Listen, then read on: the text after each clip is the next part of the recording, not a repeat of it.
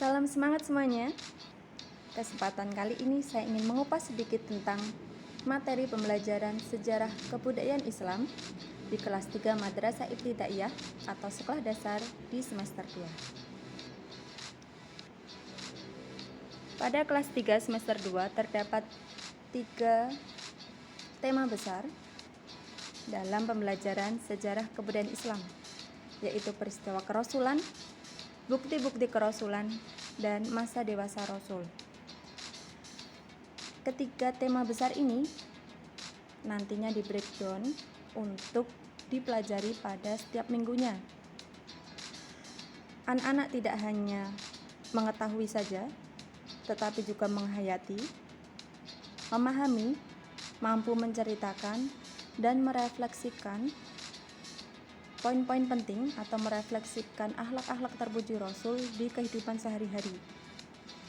Beberapa poin itu terdapat di peristiwa kerasulan. Anak dituntut untuk menghayati, dapat memahami hingga merefleksikan. Begitu pula di tema masa dewasa Rasul. Anak tidak hanya mengetahui saja, tetapi juga dapat menceritakan kembali, menghayati, dan merefleksikan nilai-nilai positif akhlak-akhlak terpuji Rasul di kehidupan sehari-hari. Lalu apa saja indikator dari ketiga tema besar itu?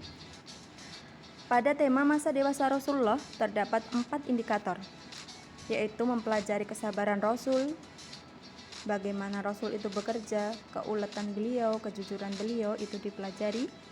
Lalu bagaimana pernikahan Rasulullah dengan Ibunda Khadijah, dan peristiwa peletakan Hajar Aswad. Pada tema peristiwa kerasulan ada dua indikator besar, yaitu peristiwa turunnya wahyu pertama dan peristiwa turunnya wahyu kedua. Pada tema bukti-bukti kerasulan terdapat beberapa indikator. Yang pertama itu hancurnya pasukan gajah. Lalu peristiwa luar biasa pada masa kanak-kanak Rasul, misal dada Rasul dibelah atau yang lainnya. Lalu pengasuhan Rasulullah pada paman Abi Thalib, peristiwa awan menaungi perjalanan Rasulullah, lalu tanda-tanda kenabian di antara dua pundak beliau, dan kabar para nabi dan kitab-kitab sebelumnya yang menyatakan bahwa akan ada Rasul akhir. Adapun beberapa indikator tadi, teman-teman dapat menyampaikannya kepada anak dengan menggunakan beberapa metode. Misal dengan metode bercerita, menggunakan media buku bergambar, kemudian metode bermain peran. Teman-teman juga mengkombinasikan dengan ceramah, dan membiasakan pula dengan keteladanan dan membiasakan akhlak terpuji pada kehidupan sehari-hari. Gitu.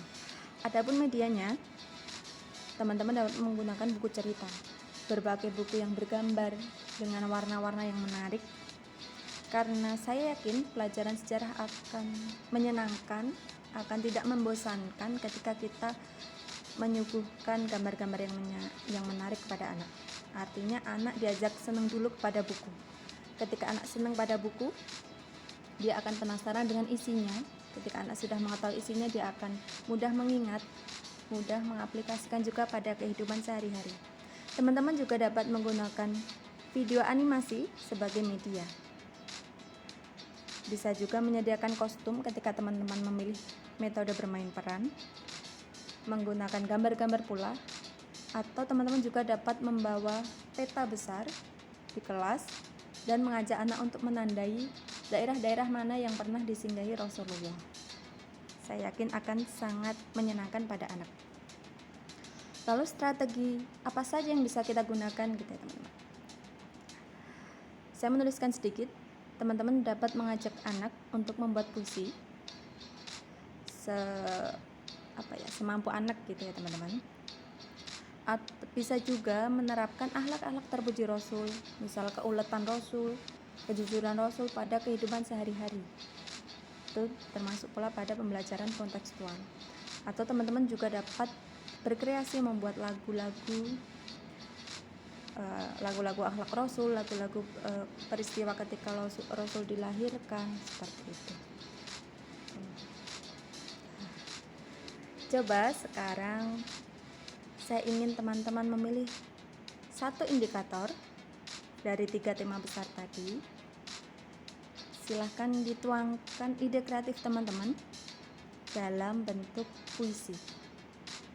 Kita belajar untuk mengemas pembelajaran SK itu semenarik mungkin, semenyenangkan mungkin bagi anak. Oke. Teman-teman dapat memilih salah satu dari 12 indikator dari 3 tema besar itu. Oke. Selamat berkreasi dan terima kasih.